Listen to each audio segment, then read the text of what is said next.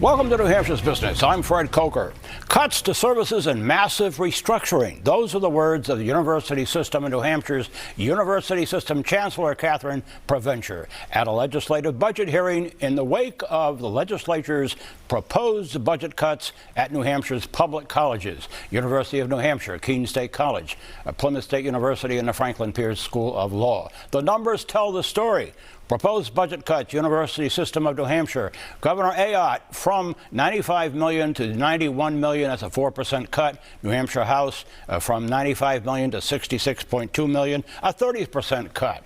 Report, higher education funding lowest among the states. New Hampshire appropriated the lowest amount of public funds per full-time college student among all 50 states in the fiscal year 2023. Enrollment at the University System of New Hampshire campuses down 11% since last tuition hike.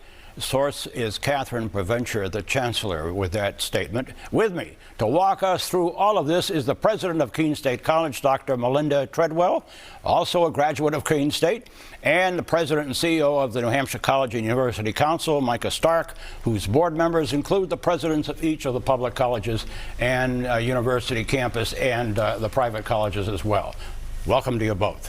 Thank you. Melinda, the report of the in-state college costs for a year at the University of New Hampshire is $38,000. That's in-state. What's the comparable in-state student cost at Keene State, and will that go up this fall? So the in-state cost at Keene State College right now is $24,000 a year, Fred. Yeah. And we discount or provide aid to students for 95% of our students. This year we have proposed a 2.5% increase in our tuition rates. So that way this fall. Yes. Yeah. I understand you met with Governor Ayotte on the proposed budget cuts at in the university system in general and yes. at Keene State specifically recently. What came of that meeting? I think the most important thing to share is our appreciation for the governor and her commitment to education in general for the state. Mm-hmm. I think Governor Ayotte realizes the importance of the college and university system to our future economy, and she's fighting hard to try to preserve at the initial level, which we believe we can try to work to meet with limited tuition increases for the system. So she didn't make any commitment to you on a particular level of budget cut?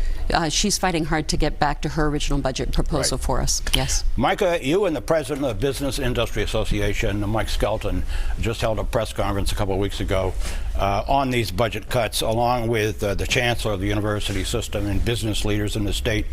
What's your message? The message, that press conference was held after the House wrapped up its portion of the budget. And the message was pretty clear that we really want the state Senate to rebuild the budget for higher education to get back to the governor's proposed levels for the university system. Mm-hmm. The other piece that we mentioned and highlighted at the press conference was that the way the House crafted the budget is that they would be taking money out of the only statewide scholarship program called UNIQUE. Yep. And UNIQUE right now benefits 7,700 students in this state.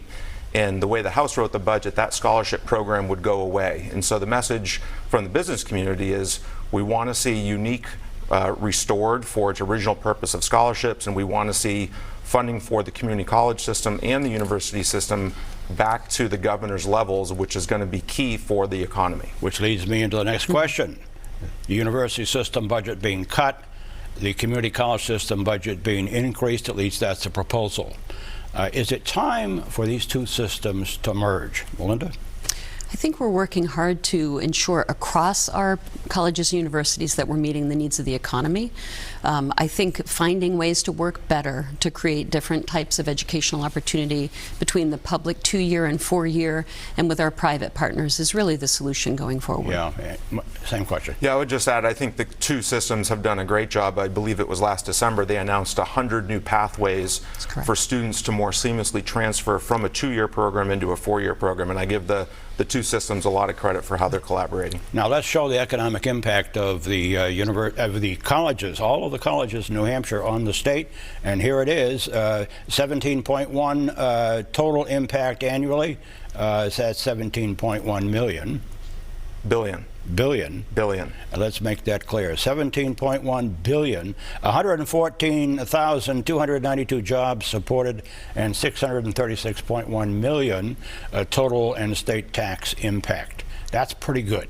Mm-hmm. That comes from the college and university, the New Hampshire College and University Council. Thank you Melinda Treadwell, president of Keene State College, and Micah Stark, president of the New Hampshire College and University Council. Thank you for having us. If you missed part of this, you can go to WMUR.com, where it will be posted all this week.